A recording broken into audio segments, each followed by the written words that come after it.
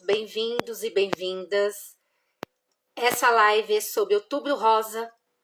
Não é somente em outubro, a gente precisa reforçar que Outubro Rosa é o ano inteiro, que é o mês voltado ao combate, conscientização, informação do câncer de mama. E hoje é um dia bastante especial, por ser um dia que é mundialmente, dia 19 de outubro, que é o Dia Mundial de Combate ao Câncer de Mama. E hoje tem uma convidada super especial. Ela teve câncer de mama no ano passado, em 2022, e ela vai contar da sua história de resiliência e superação. E vamos também tocar numa temática bastante importante, que é sobre a sexualidade. Por ter um tabu muito grande, a gente precisa falar, sim. E vou chamar ela agora, que ela acabou de entrar aqui. Aproveita, chama as suas seguidoras para essa temática muito importante. E hoje vai ser um dia de muito aprendizado. Minha Boa querida! noite.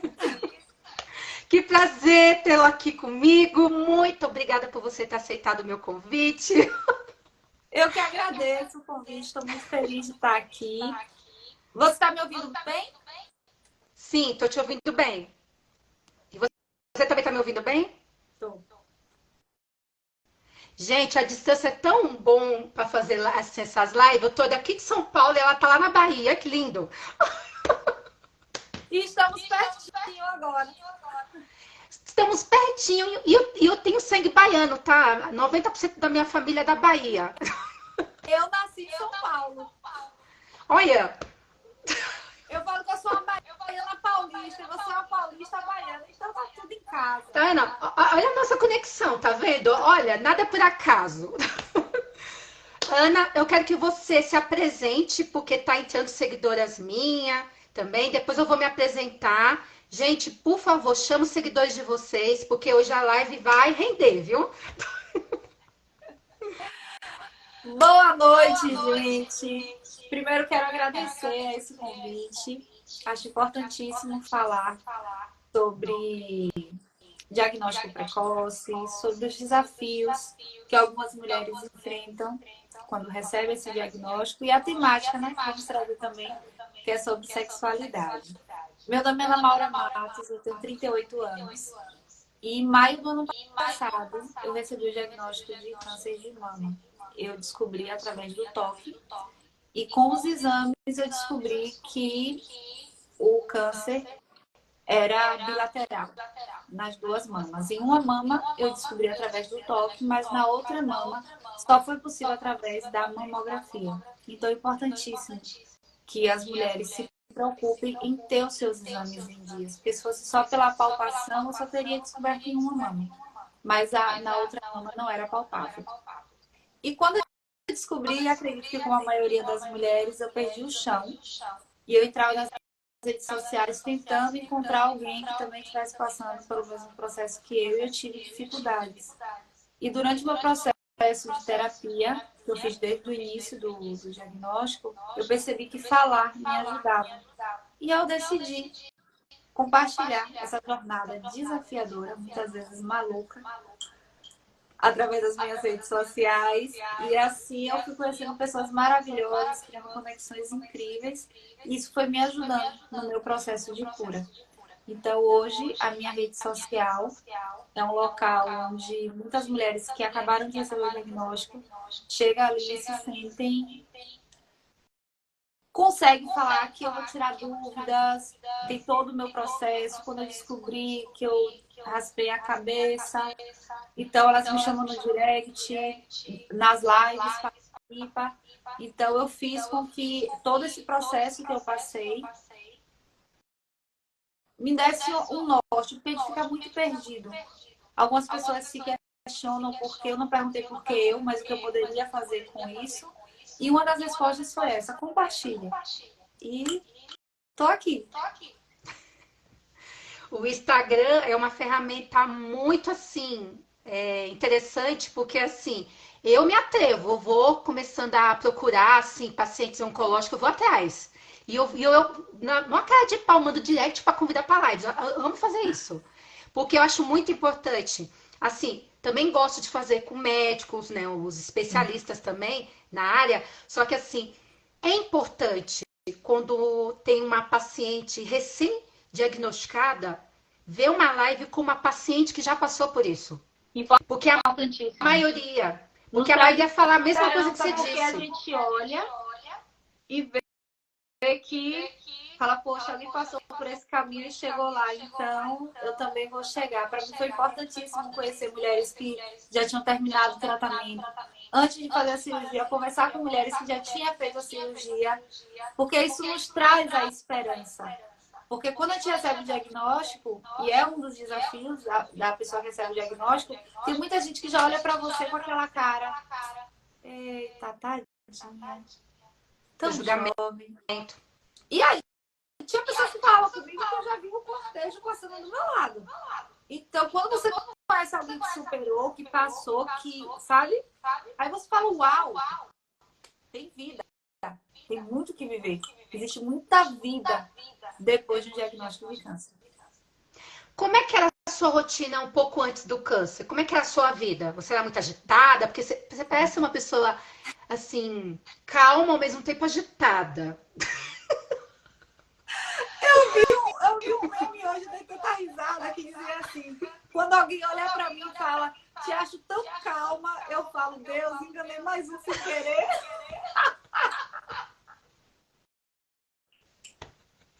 Então, me conta como é que você era antes. Você mudou o seu jeito? Como é que era? Você era assim, a Ana antes, durante e o pós o diagnóstico? A Ana antes, eu acho que representa bastante muitas mulheres da minha geração.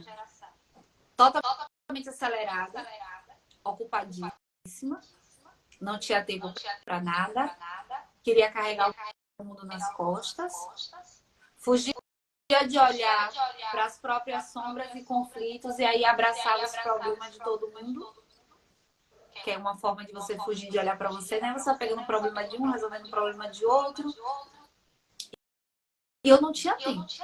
Eu já acordava atrasada. Eu podia acordar 4 da manhã, 5 da manhã, ou dormir 10 da noite, 11, 12. Eu sempre estava atrasada. E Isso tem a ver com uma ansiedade. era É uma forma característico de pessoas ansiosas. Era uma forma de fuga. E há uns 2 anos atrás, uns 3, 4 mais ou menos, eu comecei um processo de autoconhecimento.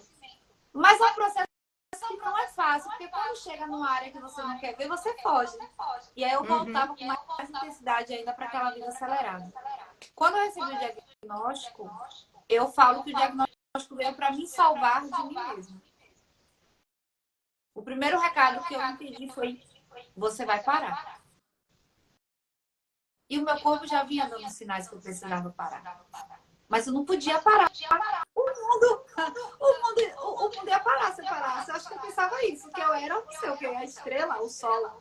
Eu não podia parar. É interessante essa sua fala, porque muita gente começa a ter essa percepção, geralmente pós o tratamento.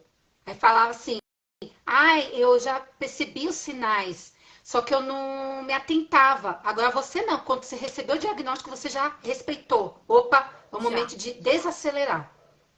Já. Muito interessante isso, viu? E aí quando eu comecei na quimioterapia, estava bem claro. Eu passava um turno lá sentada. E eu mesmo falava para mim, corre agora. Vai. Corre. Quero ver tu correr. Não corre. E você teve o diagnóstico aos 37 anos, né? 37 anos. Outro dia eu postei nas minhas redes sociais que eu não sou exemplo.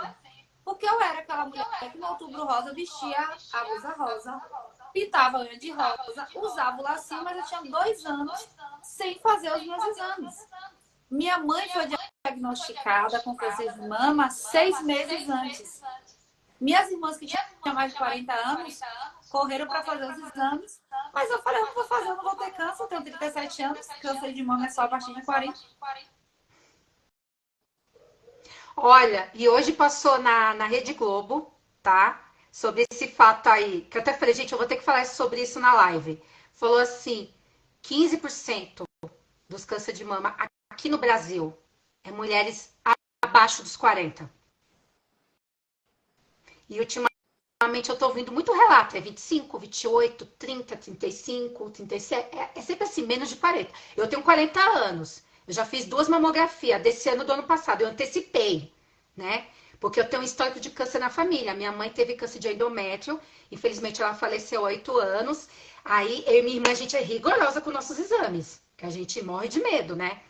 E a questão genética, a gente já ficou, opa, parte de mãe, né? Tem que tomar mais cuidados. E assim, muita gente fala assim pra mim, mas fazer mamografia dói, machuca. Gente, não tem essa. O papai falou é muito, mil vezes são pior. mitos, né? São mitos que trazem pra gente. Porque o exame preventivo é um exame que incomoda.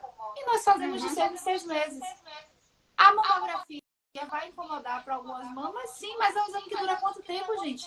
10, 15 minutos? O que Acho é que não chega 10 nem minutos isso, viu? de ano em ano, de 2 em 2 anos, não sei qual tempo cada médico vai pedir. Então, é mais a forma como a gente decide lidar com isso.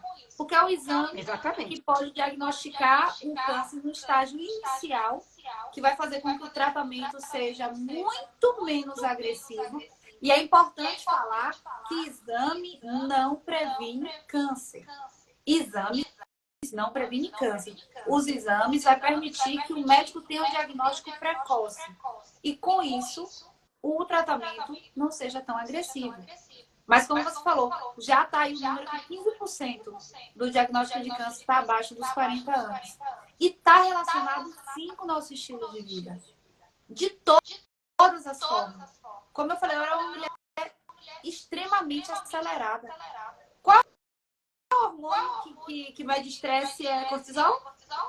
O estrogênio também, como a gente também tem. Ai, gente, olha. Se eu fosse Cortisol. antes de receber o diagnóstico, qual pico ia estar lá? Porque assim, nós mulheres, a gente tem mais tendência a ter o câncer de mama por causa do estrogênio, né? E o que? 1% câncer de mama masculino, tá, gente? Pra quem não sabe, existe também câncer de mama masculino. Eu só vi um em toda a minha vida, uma pessoa com um homem com câncer de mama. Faz muitos anos isso. Tanto que eu fiquei até assustada na época. Tem mais de 10 anos. Então, há 10 anos atrás era assim, era um absurdo. Hoje, então, tem gente que nem fala, mas o homem também tem, infelizmente. Sim, Né? infelizmente Que nem o autoexame, que muita gente fala, ai, tem que apalpar o seio. Gente, esse não pode nem ser chamado de autoexame. Isso tem que ser o autoconhecimento do seu corpo. A gente tem que aprender a conhecer o nosso corpo. Porque, eu não faço exame com o médico, mas eu fico me apalpando todo mês. O que adianta? E você é uma minoria, quer dizer, uma maioria, né? Que eu tô ouvindo muito relatos assim. Diagnóstico de câncer em 2021 e 2022 por conta da maldita pandemia, que muita gente deixou de fazer os exames. No meu caso, Tem pacientes que ficaram também sem fazer. Não, no meu caso foi a pandemia, não.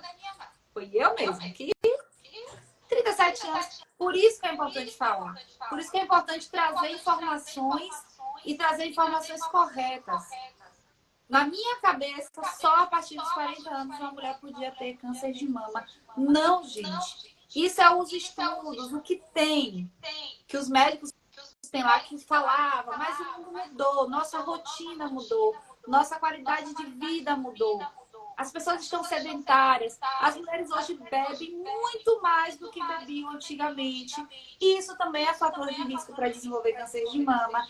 A alimentação. A gente precisa descascar mais e desempalar menos. Então, a gente está na era do fast food, das comidas industrializadas. Isso também é um fator de risco para o câncer.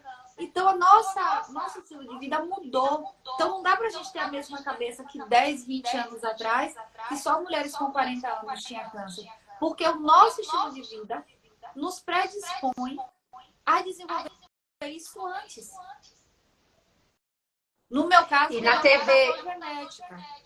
e na reportagem de hoje falou assim, porque antigamente só falava assim, câncer de mama com 50 para Hum. cima, 50, 55, 60.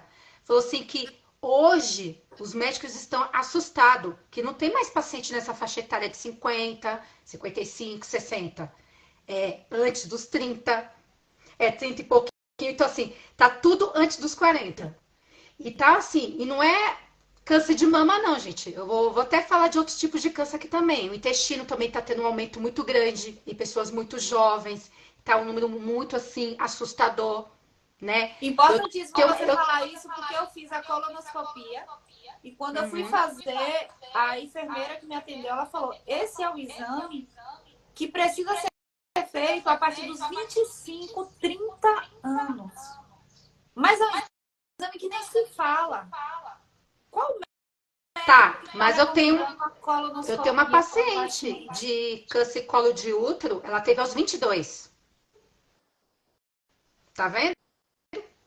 E o irmão dela teve câncer de próstata aos 25. Olha isso, eu nunca vi um caso de homem ter câncer de próstata aos 25. Atenção, homens que estiverem aqui na live mês que vem, ó, Novembro Azul, se atente ao autoexame também para vocês fazerem. Tem o exame de sangue, não precisa ser o exame do Do toque, vocês toque. podem fazer o exame de sangue. Então, assim, não é só mulheres que têm que se prevenir, não. Homens também. E homens Sim. são mais difíceis para fazer exames. Outra coisa que tá uma coisa assim importante a ser falada nessa live, que caiu muito. A mulherada não tá fazendo mamografia. O que está acontecendo, gente? Muitos mitos. Tem mulheres que dizem que a mamografia provoca câncer, porque vai É. amassar a mama. Então, assim, tem Quem tem muito mito. silicone fala assim: se eu fizer mamografia, vai estourar o meu seio. Também tem esse Eu fiz mito. a adenomastectomia, que é a retirada total da mama e colocar a prótese. E eu fiz agora a mamografia, porque eu estou fazendo um acompanhamento em 3 em 3 meses. E essa mamografia, o incômodo foi muito menor.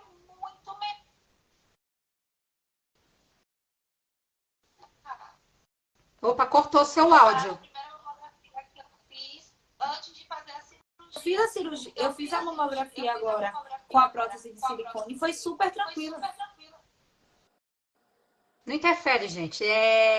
Vão assim, vocês têm que começar assim, parar de procurar no Google, porque o Google, dependendo do lugar que vocês procuram, tem notícias erradas. Eu Tem que procurar falo, assim, que me procura site. para descobrir que eu tô com diagnóstico. Eu falo, ó, o Google mata e o YouTube enterra.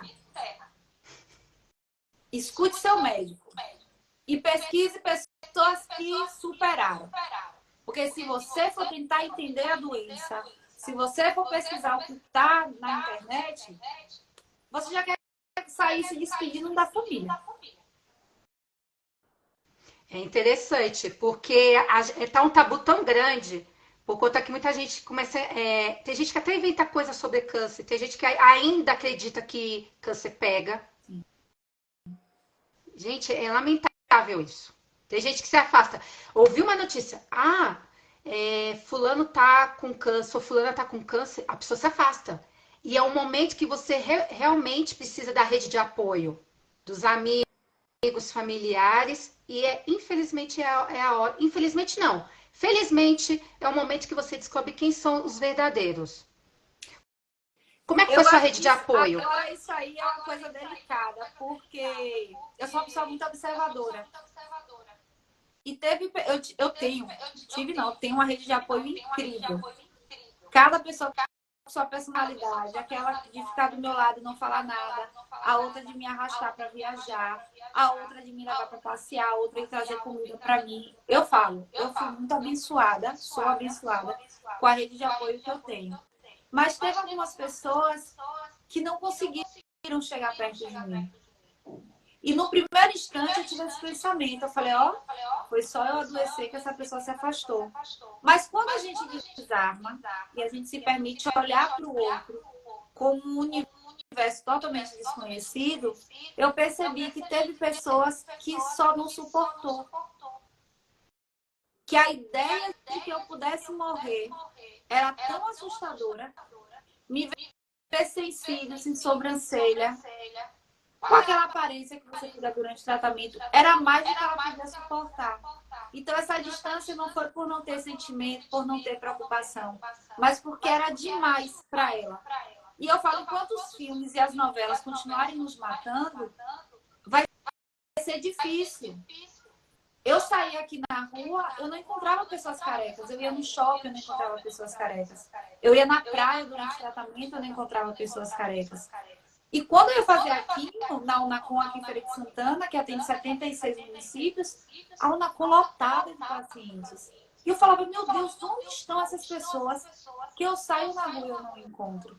E muitas delas estão trancadas dentro de casa com medo desse contato com a sociedade, com o olhar de julgamento, com o olhar que você falou, será que pega? Só que aí eu falava com o paciente, falei, a única forma da gente lidar com isso é sair me mostrando, ó, uma pessoa que recebe diagnóstico pode sim ir no shopping, pode ir numa pizzaria, mas é um trabalho ainda de formiguinha. Porque ainda tem até hoje, os filmes e as novelas, se tem uma pessoa diagnosticada com câncer, o final, todo mundo já sabe qual é. Eu tô com uma paciente que essa semana ela raspou a cabeça, né? Ela tava no processo assim de elaboração. Ela sabia que tinha que fazer, só que ela estava no processo assim adiando, né, há um tempo. E ela assim, e ela sente muita vergonha. Eu queria que você deixasse uma mensagem para quem acabou de receber o diagnóstico e entrou nesse processo de mudança no seu corpo. O que você diria para essa pessoa? Que eu acho que ela pode estar aqui e ela vai ver depois. Eu posso dizer o que eu disse para mim. Como eu falo, cada pessoa vai agir de uma forma diferente. Eu decidi falar, mas eu não sou mais forte do que aquela mulher que vai passar todo o tratamento sem contar para ninguém. Receber um diagnóstico de câncer é algo que mexe demais por toda a sua vida. Então, se você decidiu falar, parabéns. Se você decidiu não contar a ninguém, parabéns também. Desde que você tenha decidido fazer seu tratamento e lutar pela sua vida. Então, se você descobriu agora, o que eu posso te dizer é respeite o seu tempo. Quer chorar, chora. Quer quebrar alguma coisa em casa, quebra, só não quebra muito caro. Não quer falar com ninguém, não fala. Se as pessoas te abusarem, se você quiser mandar as pessoas da merda, manda e coloca a conta no diagnóstico. É um momento que a gente precisa ser egoísta. Egoísta que eu digo no momento da gente se priorizar. Porque o nosso corpo e a nossa mente vai passar por transformações muito grandes em um espaço curto de tempo. Nem sempre dá para a gente absorver a notícia do diagnóstico e já chegou a época de perder o cabelo. Você ainda está tentando se entender com o seu corpo, com a quimioterapia, qual o dia que você sente mais reação, qual o dia que você não sente, mas o cabelo começou a cair, e aí já, a sobrancelha também já está indo, e o corpo começou a inchar. Então, assim, é muita mudança em um curto espaço de tempo. O que eu posso dizer é isso, respeite o seu tempo e não se compare. Tem pessoas que recebem o diagnóstico, faz a quimioterapia, os efeitos colaterais são mínimos. E eu já conheci pessoas que perdeu as unhas da mão e dos pés. E pessoas que não sentiram quase nada. Então, evita se comparar. Acredite que a sua história vai ser diferente. Foi isso que eu fiz na minha vida. Eu acreditei que a minha história ia ser diferente. Eu não sabia como ia ser, mas eu falei, eu vou acreditar que minha história vai ser diferente no sentido positivo. E respeite seu tempo, porque cada pessoa vai ter uma crença, cada pessoa vai olhar para o diagnóstico de uma forma, tem pessoas que vão perguntar, Deus, por que eu? Tem pessoas que não vão perguntar, tem pessoas que vão buscar o autoconhecimento, a espiritualidade, tem pessoas que vão ficar revoltadas. Então, assim, nesse período eu conheci tantas pessoas que tiveram tantas reações diferentes, que a única coisa que eu posso dizer é isso. Respeite seu tempo. Se priorize. Perfeito. Você falou muita coisa que eu já tinha falado para ela aí. Parece que não foi combinado, não, hein, gente? Eu improvisei aqui agora, hein? A gente não combinou nada, né? Deixa bem claro que vai ser um bate-papo. Vai ser um bate-papo assim para fluir. A gente vai entrar já, gente, tá? Eu sei que vocês devem estar bem ansiosas, né? Que teve muita gente que me mandou mensagem sobre sexualidade. Eu falei, calma, gente, a gente vai entrar nesse assunto. Só que antes eu queria te fazer algumas perguntas que me mandaram, tá? Porque não tem relação com a sexualidade antes de entrar nesse assunto. E para quem tá entrando, eu vou até me apresentar, tá, gente? Eu me chamo Thaís Oliveira, que eu me esqueci quase na metade da live. Eu sou Thaís Oliveira, eu sou psicóloga, especialista em psico-oncologia, que eu trabalho emocional e enfrentamento do câncer, elaboração do luto, cuidados paliativos, e sou daqui de São Paulo, atendo online, todo mundo online, daqui de São Paulo, do Brasil todo, fora do Brasil, tá uma loucura desde a pandemia, e eu tô fazendo tudo online. Às vezes, né, atendo a domicílio, quando necessário. Às vezes vou no hospital, quando o paciente está hospitalizado também, dependendo da demanda. Mas é mais online. E vou te fazer perguntas, né? Porque senão vou levar um puxão de orelha de algumas aqui. Rapidinho, meu amor, antes de você fazer, deixa eu só ler aqui que a Sância colocou, é verdade, eu não gostava de sair pelo olhar de pena e piedade. Odiava que me chamava de coitadinha, tadinha e bichinha. Sanzi, um beijo pra você, minha querida. Eu falo É isso que mesmo. nós vamos adquirindo durante o processo habilidades, se a gente se permitir. E uma dessas é conseguir abstrair o dia de louca e seguir, porque a gente não vai poder mudar a forma como o outro olha pra gente, mas a gente pode ressignificar a forma como a gente se olha. Mas não é fácil, e a terapia ajuda. Terapia ajuda. Terapia ali, ó, firme. A Reni colocou, eu sofri com isso, porque teve pessoas que disse assim comigo, essa doença que você tá aí, nem quis falar o nome. Reni, isso é o que a gente falou, a questão do mito. Antigamente, uma pessoa que recebeu o diagnóstico de câncer era uma sentença de morte, sim. Então, as pessoas não falavam, batiam na madeira, cuspiam antes de falar o nome. Então, a gente precisa também saber que existe isso. Né? Eu falo da palavra câncer sem problema nenhum, como tem pessoas que têm diabetes, outras pessoas têm problemas cardíacos. Eu tive um câncer, tratei a doença, estou em remissão. Mas para muitas pessoas ainda é aquela doença. Então, mais uma vez, a gente não vai poder mudar o outro, mas aí a gente vai fazendo terapia e vai trabalhando. É você entender como você vai lidar com tais circunstâncias. Por isso que o autoconhecimento é vida, gente. Tem que. Terapia ajuda muito. A Mari, cada um tem os sintomas, né? Verdade, respeitar o tempo. Exatamente. Você tem que se respeitar, se permitir sentir tudo que você está sentindo. Eu sempre falo para os meus pacientes. O que você disse, quer gritar, grite, se quiser quebrar, quebra, mas não dá soco em ninguém, não briga com ninguém, mas assim, cuidado, mas assim, quer gritar, grite. Se você quer ficar um tempo isolado, isso faz bem. Aquele familiar que fica, ai, não quero você sozinho chorando. Chore. Sim. Chorar faz bem. Alivia o que você está sentindo. Se você não consegue falar, o choro alivia. Então, assim, não ouve que o pessoal fala, ai, eu não vou chorar porque fulano fala isso e aquilo. Não, o choro é importante. Porque se você fica segurando, vai te fazer muito mal.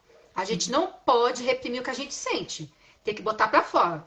Ou é falando, chorando, fazendo alguma arte, um desenho, escrevendo, lendo, fazendo meditação.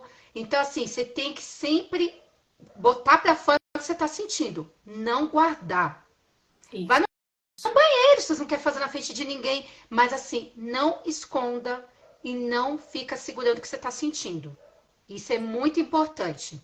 Isso não é só para o câncer, não, gente. Isso é para a vida, para tudo, tá? Ah, hoje eu acordei um pouquinho triste. Permita a sua tristeza. Se permita ficar triste. Eu tenho um certo problema com essas pessoas que têm aquela positividade tóxica. Tenha fé. Não acredita em Deus? Não. Não é pra ficar com medo, não. Gente, eu sou uma pessoa humana. Eu falo, Jesus me permitiu chorar quando ele chorou. Ele foi ser mais iluminado que passou por aqui. Filho de Deus chorou. Eu não vou poder chorar. Então, assim, ó, Jesus nos permitiu chorar, viu? Quem quiser chorar aí, pode chorar. Sim, gente. Chore que faz bem à saúde. A Simone. Já me disseram que isso era um karma, que a pessoa é muito ruim, por isso a doença. Um beijo, Simone. Aonde que karma que a pessoa vai ter vai causar alguma doença? Se fosse assim, gente, o que tanta gente ruim é pra estar doente. É Vamos, isso que você né? falou do É para se autoconhecimento, pensar. entendeu? Não tem nada a Porque ver, é um tabu. as pessoas têm mania de pegar as pessoas e querer colocar dentro da sua caixa.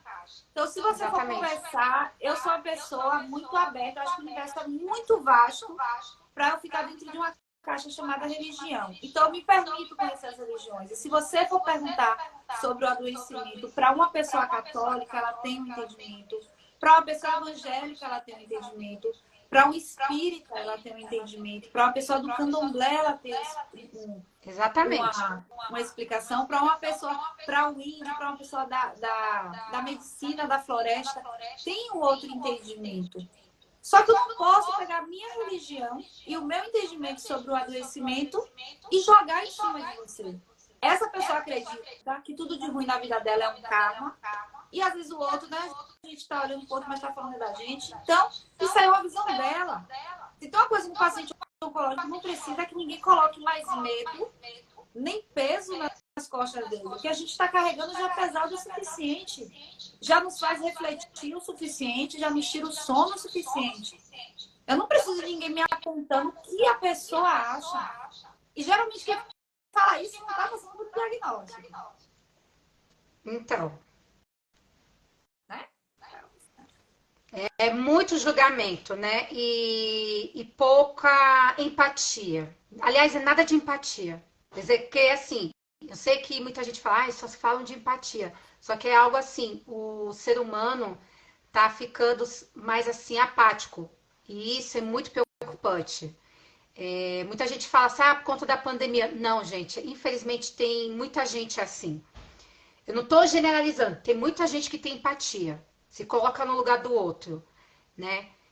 Falar assim é bonito, só que assim, na prática, infelizmente, é zerado. E tá faltando, né? Essa. É porque o lugar do outro é Se muito lugar de colocar. passagem.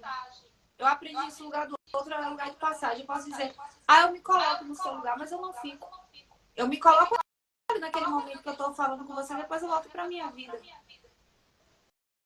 E eu nunca vou saber o que você está passando de fato.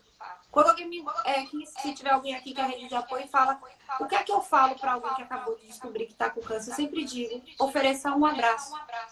Não tem muito o que se dizer.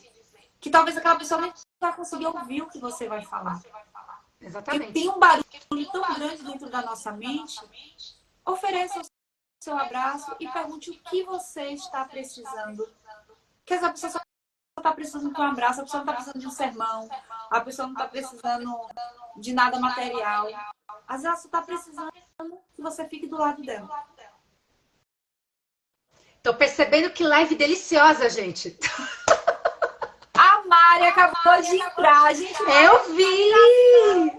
Linda, Mari, meu amor. A careca mais linda desse Brasil. Eu falo que ela é a papa quando se fala em diagnóstico, prevenção, câncer de mama. Falando que o papa, pronto, Mari é a papa. Olha, estamos muito chique. A Mari entrou aqui, Anjo Rosa. Um beijo, Mari. Dá um beijo aqui para minha professora também da minha graduação. Olha, Joana Dark, um beijo para você. Muito obrigada por estar aqui presente. Gente, eu vou fazer as perguntas aqui que me mandaram, tá? Você falou um pouquinho de crença agora e perguntaram sobre a sua crença e a mesma pessoa pergunta se você fazia ultrassonografia das mamas antes do câncer. Já tinha 2 anos que eu não fazia. Mas você fazia antes dos 2 anos, certo? Sim, sim. Você fazia anualmente? Sim. Anualmente. Depois fiquei 2 anos sem fazer. Aí perguntaram a sua crença aqui, se você quiser responder. Como é que eu vou explicar que eu acredito no universo, em oração, em espiritismo? Eu acredito em tudo, gente. A espiritualidade é fortalecida. Pronto. E durante Tem o uma meu tratamento pergunta. eu recebi orações de todas as religiões. todas as religiões. E eu me abri para receber aquela energia. Eu acredito sim que Deus está muito além do que qualquer coisa que a gente possa imaginar. Então, eu não consigo ver Deus dentro de uma caixinha que colocaram ele. Ele é muito maior. Estou um mês que recebi o diagnóstico. O que dizer para mim? Eu respondi o direct dessa pessoa, aí ela me respondeu, devolvendo que quer também a sua pergunta, a sua resposta aqui na live. Respeite seu tempo. E não se compare. Porque isso é tão. A gente passa por tantos momentos de dor, de tristeza, de oscilações de humor, de medo. E se durante esse turbilhão de emoções você ainda fosse comparar, não dá. E eu sei que é normal a curiosidade em querer pesquisar. E eu falo isso por mim. Quando eu descobri, eu peguei um caderno e falei que eu ia anotar tudo sobre o subtipo de câncer que eu tive. Até que um dia eu estava muito preocupada em uma quimioterapia, que eu estava aguardando o resultado de um daqueles exames de estadiamento, né, que é para ver se tem metástase ou não. E a psicóloga chegou perto de mim, eu falei a ela que eu estava muito preocupada, porque eu estava sentindo um tal dor e o resultado ia sair. Ela olhou para mim e falou: Ana, sua parte é vir aqui e tomar medicação. A parte do seu oncologista é pegar o resultado desse exame e buscar o melhor tratamento para você. Você precisa confiar que o seu médico vai fazer o melhor por você e você fazer a sua parte. E eu ouvi e acatei. Porque às vezes a gente escuta, mas não acata. E realmente, esses médicos estudaram e continuam estudando. E todos os dias tem algo novo. Eu sequer passei na frente de uma faculdade de medicina. Pense se eu fosse passar todo o meu tratamento querendo virar uma cientista. O quanto de energia isso ia me tomar. Então eu decidi que se eu fosse pesquisar, eu ia pesquisar o que fazer para diminuir os efeitos da quimioterapia. Casos de mulheres que entraram em remissão, que tiveram câncer triplo negativo. E isso foi me dando energia.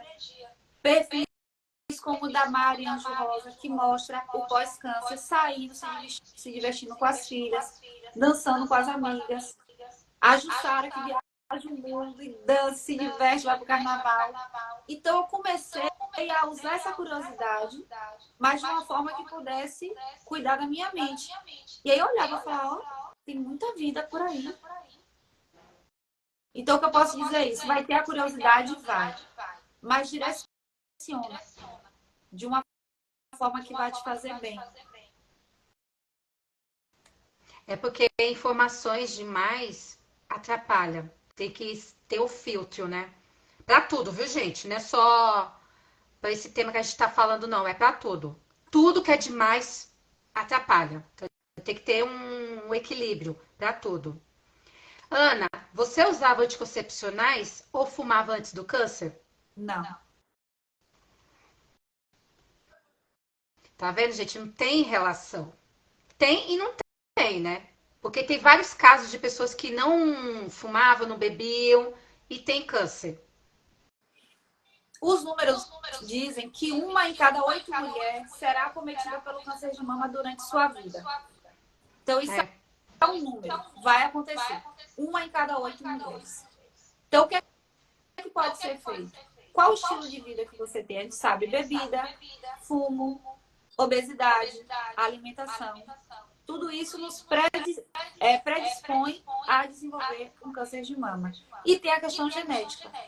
No meu caso, eu nasci com a mutação genética BRCA1, que aumenta a possibilidade de desenvolver câncer de mama e de ovário. Então, assim, anticoncepcionais também aumenta esse risco? Sim. O tabagismo? Sim. O alcoolismo? Sim. Mas isso não quer dizer que se você for uma pessoa totalmente saudável, que você não vai ser diagnosticada com câncer de mama, que é o caso da Mari que está aqui. A Mari, quando ela foi diagnosticada com câncer, ela já tinha uma vida totalmente saudável. E tem o dado também do INCA, né? Que o que eu vou falar é assustador, mas eu tenho que ser falado, gente. De 2023 a 2025, por ano, terão 704 mil casos. Só aqui no Brasil. Sim. Então, assim, procura seu médico, faça os seus exames, porque tem muita gente que, assim, espera chegar o mês de outubro para fazer. E tem gente que não tá nem aí. Ah, eu não tô na idade de fazer mamografia. Ultrassonografia. E não pode esquecer também, gente, Papa Nicolau, colposcopia, transvaginal, porque o câncer de colo de útero também tá um dado muito alto e tá matando muita gente. E é um tipo que não é tão falado, então a gente tem que falar também, né? No Sim. ano passado, tava até falando que o Outubro Rosa era também sobre o colo de útero. Já esse ano abafaram o caso. Só que eu gosto de trazer sempre esse tema porque a gente precisa. Porque a maioria das minhas pacientes tiveram câncer de colo de útero. Então, assim, não tem idade, gente. É 20 e poucos anos, 30, depois os 50. Não tem idade, tem que se cuidar.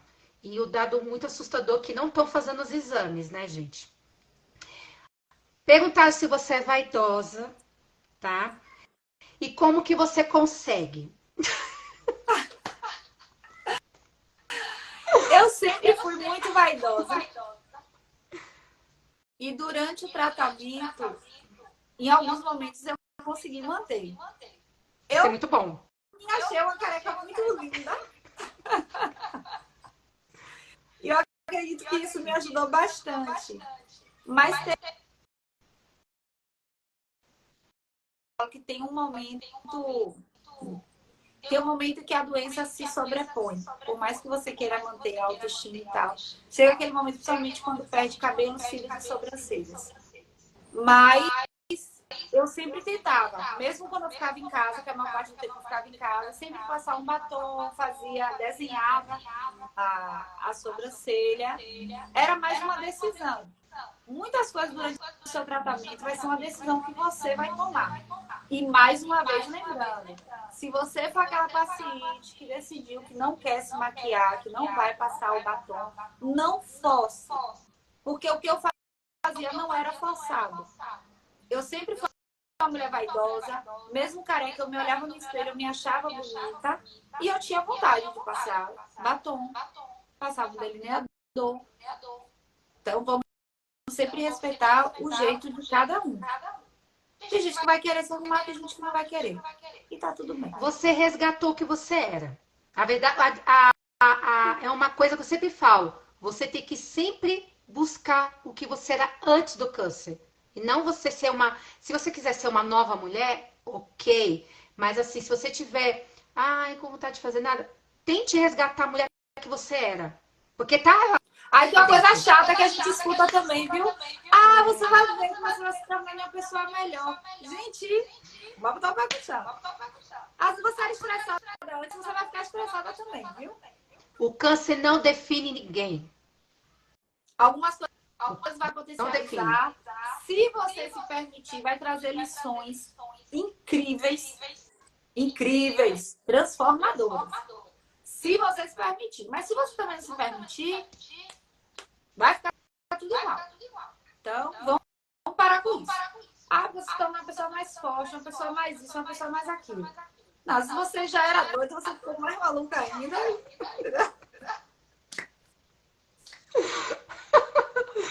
Acabaram-se as perguntas. Ó, gente, se vocês quiserem mandar aqui, se der tempo, a gente vai, que eu faço ainda para ela. Agora vamos entrar na parte interessante. Sim, Por quê? Precisamos falar sobre sexualidade. Tanto que eu recebi mensagem perguntando assim, por que vocês vão falar desse assunto? Primeiramente, o câncer mexe muito com o corpo de qualquer pessoa. O nosso corpo, nós mulheres, a gente fica muito fragilizada porque a gente tem uma cobrança tão grande na sociedade da beleza, da autoestima. A autoestima é bom porque a gente precisa mesmo, porque é algo que a gente vem de dentro da gente. Então, assim, você falou que você é muito vaidosa, mas na verdade você tem uma boa autoestima. Porque a autoestima é algo que vem de dentro. Você falou assim, porque tem uma confusão, né? A vaidade e a autoestima. E não é, a autoestima é algo que vem de dentro. É como você se vê, como você se enxerga. E você foi bem clara, então você não mudou desde o diagnóstico para agora.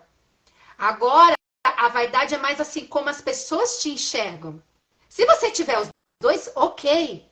Sim. Mas assim, o que é importante trabalhar é a autoestima. Aí entra a sexualidade, por quê? Aí eu vou falar na parte psicológica. Quanto mais alta a autoestima, mais a pessoa consegue ficar bem com a sua sexualidade durante o tratamento oncológico. Sim. Mexe bastante. Ainda mais assim, quando perde o cabelo, sobrancelhas, os cílios, que muita gente também perde. Como você falou, que teve gente que você conheceu, gente que perdeu as unhas, né? Sim. Da mão, do pé. Então, assim, eu não conheci ninguém que perdeu as unhas. Já vi a unha ficar roxa, A preta, minha ficou né? roxa. Assim, a minha mãe, eu lembro que ela ficou com a unha bem escura. É, com a cirurgia da mastectomia, gente, tem mulheres que ficam sem o seio, tem mulheres que já conseguem reconstruir imediatamente. Então, assim, mexe muito. A pele fica diferenciada. Tem gente que fica com a pele mais amarelada, a pele fica sensível. Você não pode tomar sol, porque a pele pode manchar durante o tratamento. Então, aí vem. Quando a mulher é solteira na sexualidade, é mais fácil ou não? Porque as mulheres casadas, algumas falam que é difícil, é complicado. Agora, você, com a sua visão de mulher solteira, porque a maioria das minhas pacientes deve estar aqui também, elas são solteiras e elas querem saber sobre esse assunto. É lógico também que eu achei muito interessante e mais uma vez tem que dar parabéns para a Paula Dutra, porque a live que ela fez contigo, que vocês pegaram esse gancho, eu falei, nossa, eu tenho que fazer a live com ela. Eu tenho que fazer ela com a Ana, que é graças a ela que eu te conheci. Então a gente tem que falar sobre sexualidade, que é um tabu muito grande. Como assim mulher vai falar de sexo, vai falar de sexualidade, vai falar de autoestima? A gente tem que falar. A gente precisa E tem falar. aquela questão, né? Você tá doente e tá pensando nisso? Aí vem o julgamento, né? Mas como assim? Você tem que cuidar do seu tratamento. Você tem que focar na sua doença. Mas é todo um conjunto, gente. A gente não pode esquecer da mulher que a gente é, Sim. dos desejos que a gente tem. E já começa falando que falar sobre sexo para a mulher já é a questão do tabu. É algo que não pode falar. A mulher conhecer o próprio corpo, tocar o próprio corpo, saber em que parte do corpo ela sente prazer, é quase que uma, mas como ela se toca, ela, sabe? Então já tem tudo isso em torno da sexualidade. E quando você recebe o diagnóstico, a primeira coisa que a gente pensa, vou ficar careca. E o cabelo tem sim um significado, principalmente a questão masculina do olhar, do desejar, a mulher, o estereótipo, né, que tá já na cabeça do homem, aquela mulher com cabelão. E você pensa, vou ficar careca. Aí depois vem a notícia, você vai precisar tirar as duas mamas. Como você falou, tem mulheres que faz apenas a padrontectomia, que é a retirada só de um pedacinho, a mama fica praticamente do mesmo jeito. Tem outras que faz a cirurgia e a mama fica perfeita. Tem outras que não fica. Lembrando que a cirurgia que coloca silicone, gente, quem já teve câncer de mama, é cirurgia de reconstrução. É totalmente diferente de uma cirurgia estética, de você chegar lá e colocar silicone. É duas coisas totalmente diferentes. E aí você não sabe como vai ficar a sua mama. Tem todas essas mudanças no corpo que vai acontecendo. Então, quando eu fiquei careca, eu me achava careca bonita. Então, isso me ajudou. Antes de ficar careca, eu comecei a conversar com uma pessoa. Mas eu estava muito assustada com a quantidade de informações que eu estava recebendo naquele momento. Estava naquela fase de pesquisar e as coisas que eu vi eram terríveis. Então, eu me fechei. Porque eu falei, eu tô conhecendo essa pessoa agora, essa pessoa já vai pegar esse bonde andando, tipo assim, toma esse elefante branco aí. Oi, meu nome é Ana Maura, eu tenho 37 anos, acabei de descobrir que tô com câncer de mama, eu vou ficar careca e tirar os meus peitos. E aí? Bora? Eu achei que não, entendeu? Falei, não. Tipo, você tá me conhecendo agora de um jeito, semana que vem provavelmente você vai me ver de outro jeito. Tem Os isso hormônios também, uma né? loucura, então eu achei que aquele momento não era, eu não ia dar conta. Você se Mas respeitou. durante isso, é isso que eu falo, a gente respeita seu momento. Mas durante o tratamento, eu me mantive aberta. E foi importante. É porque é estranho você ver o seu corpo diferente, isso de não ter o cabelo. É uma coisa tão estranha, mas se você permitir, acaba sendo engraçada ao mesmo tempo. Porque em uma relação sexual, você está acostumado a tocar no homem e não ter cabelo. Só que quando você tá careca, isso acontece com você. E tem momentos que você tá ali que você é como se tivesse o cabelo, mas não tá. É uma coisa muito louca. E é uma nova mulher. Nesse caso, eu falo, realmente, quando você se permite, as mulheres que se permitirem vivenciar isso durante o tratamento, você vê que é um novo corpo.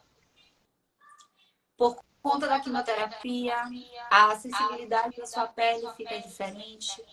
Os seus hormônios estão funcionando de forma diferente. O cuidado com o toque é diferente. Então, eu entendo porque muitas mulheres, durante o tratamento, acabam se fechando. Mas aquelas que se permitirem, vivam se aparecer isso para vocês. Porque lembrando, gente, que a relação sexual, ela é, como é que eu posso dizer, faz parte da saúde da mulher. E é importante no tratamento também. Mas E é nem todas importante, conseguem, né? é importante durante o tratamento, porque vai trazer a sensação de relaxamento. Nós passamos por um processo na questão de dormir, que eu acho que a maioria enfrenta suas pacientes. Eles têm muito problema para dormir. Tem a questão da insônia, por conta do processo que a gente está passando, por conta da medicação. No dia que eu fazia quimioterapia, eu ficava elétrica. Eu sempre fazia live nas quartas-feiras, porque era no dia da quimio. Porque eu já sabia que naquele dia ali eu ia até 3, 4 horas da manhã, ligada no 220. Já no terceiro dia eu já começava a ficar acamada. Então, se você tiver como se permitir e ter relação durante o tratamento, não é algo que vai lhe fazer mal. E não vai fazer mal para o parceiro. Como você falou aqui, pega, não, gente, não pega. Claro, você vai precisar ter todo o cuidado, porque nossa imunidade fica muito baixa. Então, uma bactéria, alguma coisa que o nosso corpo, de forma normal, consegue se livrar durante o processo de quimioterapia, o nosso sistema imunológico está afetado, então a gente não vai ter a mesma defesa. Mas isso não quer dizer que você não pode tocar em outra pessoa. Que você não pode, se você não consegue se sentir bem para ter uma relação, que você não pode abraçar, que você não pode beijar, ou que você não pode só flertar, você não vai fazer nada, não pode flertar. Baixa o aplicativo aí, baixa um Tinder, vai conversar. Você tem que viver para o tratamento 100%. A pergunta que fica. É importante se dedicar. Se ficar 100% pensando, a minha não dava conta. Então, você tem que focar no tratamento, mas 100% isso é ruim. Então, você tem que mudar o foco em outras coisas. E nada como o melhor sexo. Sexo é saúde. Isso. Não é só pro câncer, não. Pra tudo, gente. É pra tudo. Então, assim, lógico que tem, né? Quem faz a bracterapia é complicado. Mas os próprios médicos falam, tem que fazer, tem que estimular. Então, assim, tem mulheres que não conseguem. Eu tenho pacientes que falam, gente, o médico é louco. Como é que ele fala pra eu fazer sexo? Eu não consigo, eu sinto só dor.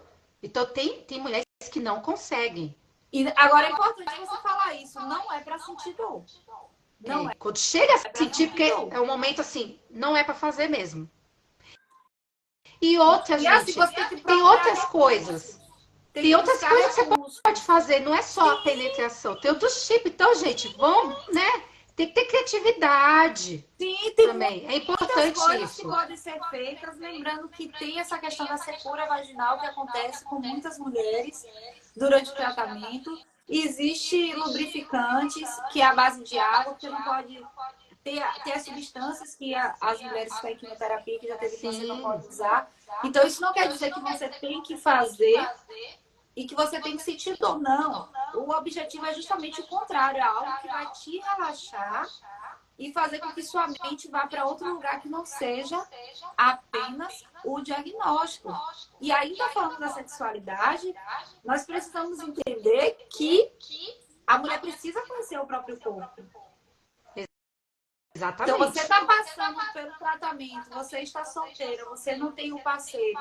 Isso te impede de conhecer o próprio corpo e conseguir ter momentos de prazer e relaxamento? Então, a gente precisa também pensar sobre isso. Só que é aquilo que eu te falo, às vezes a pressão é tão grande que você tem que olhar só para o tratamento, que você tem que olhar só para o que você está fazendo, que você pensar em tocar em você, você pensar em proporcionar algum momento de prazer para você, acaba trazendo um sentimento de culpa. Sim. Por isso que muitas entram em depressão. Porque acha que tá fazendo algo de errado. A pessoa começa a se cobrar bastante, né? Infelizmente, as mulheres. Muitas se E se a gente cobram. não tiver a autoestima bem resolvida, o primeiro pensamento é: nenhum homem mais vai me querer. Mas muitas pensam isso. É igual relata aqui, ó. A Márcia. Há uma estatística bem alta de separação por câncer de mama. E é verdade isso. Abandono do parceiro mesmo. Essas mudanças não são bem toleradas para esses homens. Só que o aumento também não é só de câncer de mama, tá? Também a gente viu o caso recente da Preta Gil, né? Ela teve câncer de intestino, ela foi traída, então ela tá expondo tudo agora, né? Como é que foi? Então, assim, ela percebeu que o casamento já não estava legal, ela teve o diagnóstico, o homem não respeitou ela e ela mandou ele correr. E eu já vi casos assim, né? Na época que a minha mãe estava doente, tinha uma vizinha, uma conhecida nossa, ela estava com câncer de mama e quando ela teve o diagnóstico, ok. Quando ela começou a perder o cabelo, ele foi lá, fez a malinha dele e foi embora. É um assunto muito delicado falar sobre isso, porque nós temos uma questão cultural e é algo que tem muitos anos aí atrás. Uhum. A forma como os homens foram criados. Sim. A mulher, eu falo que minha terapeuta fala isso, que nasceu uma mulher, nasceu uma culpa. Uhum. A mulher, ela foi educada para cuidar, para ficar. E o homem, ele foi criado só para prover. Ele adoece, a mulher cuida. Mas a mulher adoece quem cuida. É. Então, eu acredito que quando acontece isso em um casamento, que o homem vai embora, não estou aqui para defender esses homens, mesmo porque eu não posso me colocar no lugar dessas mulheres que foram abandonadas, pessoal, elas sabem a dor que elas estão sentindo, mas nós precisamos entender que isso é cultural. Então, cabe a quem hoje tem um filho tentar ver de que forma vai passar para esse menino o que é um relacionamento a dois. Uma mulher sai para trabalhar, um homem sai também. A mulher chega do trabalho, ela vai para a cozinha. O homem chega do trabalho, ele senta na sala para assistir futebol. Só que isso vai refletir em todas as coisas. E quando chega uma situação dessa, eles nem sabem. Então é mais fácil ir embora, quando ela ficar boa, volta ou não. Ou vai embora e já segue. Que também tem aquela questão, como você falou no início, né? Que teve pessoas que se afastaram de você quando você estava com o diagnóstico, quando você recebeu, porque não estava sabendo lidar. Também assim, não dá pra gente. Tirando o caso da Preta Gil, porque foi uma traição. Então, assim, ali a pessoa fez porque ele quis, ele sabia, não respeitou. Então, assim, mas tem casos assim, às vezes pode até ser. Não tô defendendo ninguém aqui, gente. Eu tô falando das possibilidades, porque existe. Tem aquele que não sabe lidar com aquilo, aí o momento para ele é o quê? A fuga. E tem aquele que fica presente o tempo todo com a esposa, né? E às vezes termina o relacionamento quando ela termina o tratamento. Mas ele é como se ele esperasse o momento para ela estar bem para ele terminar. E tem aquele que fica com ela pro resto da vida. Sim, Então tem três tipos. muitos que ficam. Agora, A maioria. algo que eu percebi, Graças a Deus é a maioria. agora, algo que eu percebi com as mulheres que eu tive contato, que são casadas, é que os casamentos em que os homens ficaram eram aqueles casamentos que já eram saudáveis antes da doença. Então, aqui, mais uma vez, não estou falando, porque eu não estou nesse lugar, não tenho lugar de falar disso. O que eu estou falando aqui é do lugar de alguém que escutou de outras mulheres. Aquelas que tinham um casamento saudável antes da doença, esse casamento se manteve durante a doença. Aquelas que já tinham um casamento que não estava bem antes da doença, esse casamento ruiu durante a doença. E aquele marido que já não prestava com todas as palavras antes, durante o tratamento, continuou a mesma coisa. Eu conheço mulheres que chegavam da química e o marido estava esperando que ela fosse para a cozinha fazer janta. Como se ela tivesse ido escovar o cabelo, arrancar um dente. Então, é aquilo que você falou, o diagnóstico em si, ele não vai mudar muitas coisas, não. Ele pode potencializar algo que já está em andamento. Então, o relacionamento que já está bom nessa hora aí, a chance de ladeira abaixo. E conheço mulheres que decidiram terminar, viu? Porque já não estava bem e o diagnóstico foi um sacode que ela falou, não quero isso aqui, não. Se esse o caso for meus da Preta Gil, né? eu não quero isso para mim. O caso da Preta Gil foi assim, ela falou que o casamento já não estava bem. Aí foi assim, lógico que ela reforçou, deixou isso bem claro. O câncer não foi o que motivou a separação. Ela separou porque ela viu que o casamento não estava legal. Tanto que a traição ela descobriu depois. Ela descobriu depois que ela separou dele. Então, assim, né? Já estamos a 1 hora. Como é que pode passar tão rápido assim, gente? A Trindade, deixa eu ler aqui. Terminei minha quimio em abril, minha rádio em maio, e graças a Deus meu marido sempre foi presente. Foi desafiador esse momento, mas ele respondeu todo o meu processo. Hoje estamos mais forte. Que beleza, tá vendo, gente? Ainda tem notícias boas, tem bastante. A Márcia, sim, fortaleceu inclusive o meu casamento de 27 anos. Olha isso, gente. Então não é só coisas ruins, né? Você vê que é uma construção. Deu continuidade a algo que já vinha dando certo. Sim. É como se fosse um casamento assim, um casamento sólido. Ele permanece, fortalece no momento de maior dificuldade, né? Essa é a minha leitura, né, de todo esse processo. Porque, realmente, você falou a verdade. E foi o que aconteceu com a Preta Gil. Quando um relacionamento não tá bem, já tá faltando companheirismo, um monte de coisa. Então, aí vem uma tribulação, uma doença, aí, opa, então já é o momento. Infelizmente acontece muito. Gente, estamos a 1 hora. Eu não queria acabar com essa live. Tem mais perguntas? Se tem perguntas aqui, gente, ó, mandem perguntas. Aqui, ó, Márcia, de novo. Até porque eu amadureci muito. A gente tem que sempre tirar lição. E por mais que... É uma coisa que eu sempre falo para as minhas pacientes. Infelizmente, a gente tira muita lição de coisas ruins. Né? Porque marca mais a nossa vida. Só que a gente também tem que tirar lição de coisas boas. Porque lá na frente, às vezes, você vai parar para pensar. Foi um livramento. Porque no momento que você mais precisou, se a pessoa não estava presente, porque não era para estar. Porque não era para estar na sua vida. Também tem isso. Né? Lógico que todo sofrimento é válido, mas assim... depois de passar todo esse processo, a Preta, com certeza, e outras mulheres que estão passando por isso, vão ver que foi um livramento, né? Quem é aqui? A Jean. Tive todo o apoio do meu esposo, nos separamos durante minha radioterapia, mas nada a ver com abandono. Sim, também tem isso, gente. Às vezes rola uma amizade também, depois, então assim, tudo é válido. É importante a rede de apoio. Com de certeza. médicos, enfermeiros, fisioterapeutas, psicólogo, né? Quem faz, né? Que nem é todo mundo que faz, Sim. infelizmente, né? Também tem isso, é ter a rede de apoio de amigos, familiares, que é muito importante. Então, assim,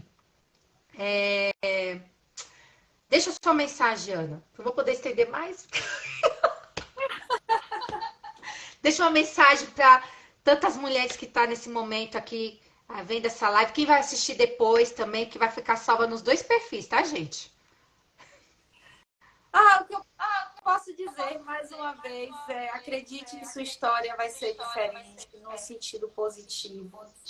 Eu tive uma conversa muito importante com o meu corpo quando eu recebi o diagnóstico. Eu primeiro tive uma conversa com Deus, e quando eu falo Deus, gente, é cada pessoa conversando com a sua divindade espiritual aí, a que você acreditar, para mim tá tudo lindo.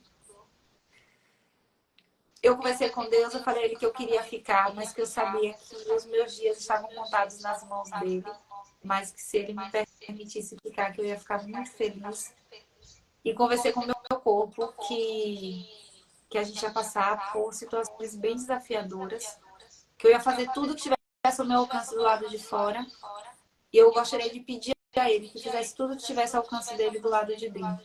Então, eu fui aquela paciente que eu nunca deixei de fazer uma refeição, tomava água, me hidratava, fazia tudo o que precisava ser feito.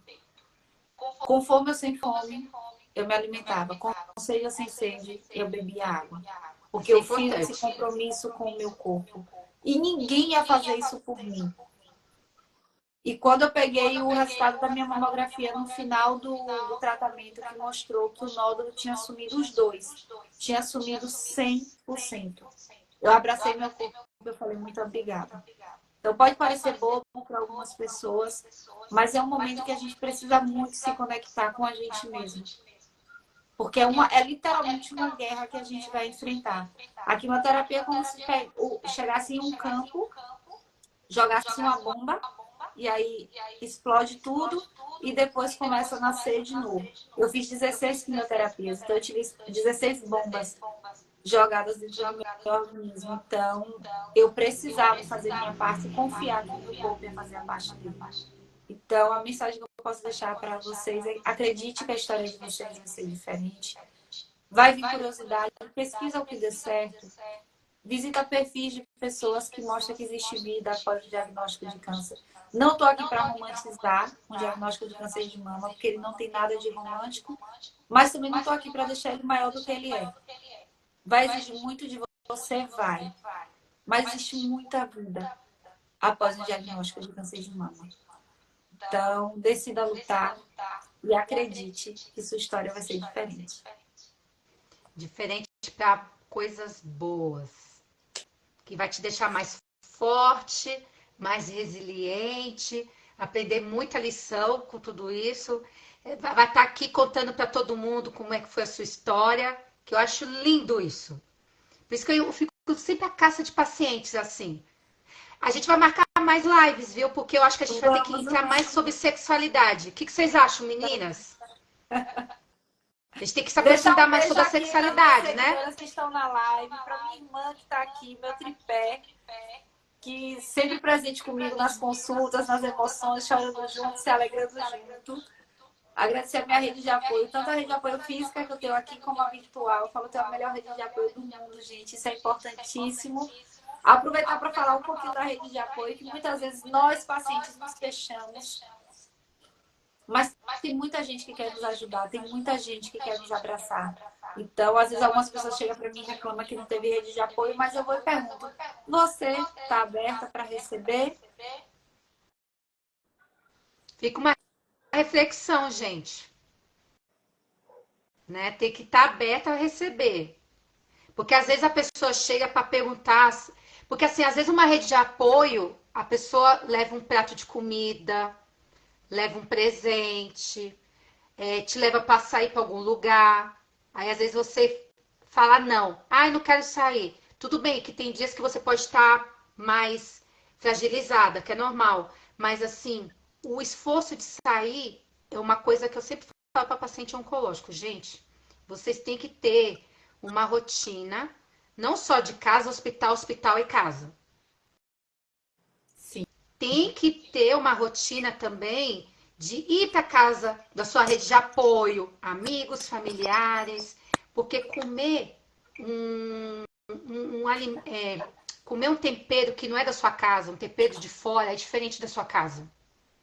Sim. Então isso muda, porque muitas pacientes com tratamento ficam sem paladar. Então, assim, mudança de ambiente ajuda muito no visual. Isso é saúde mental.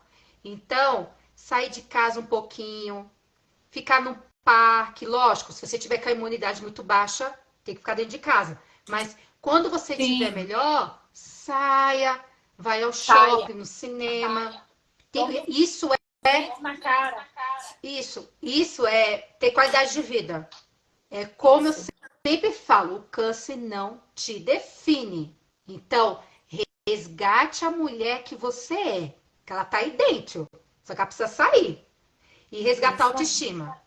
Tem E que para resgatar a as que estão autoestima. solteiras, se permita. Se permita.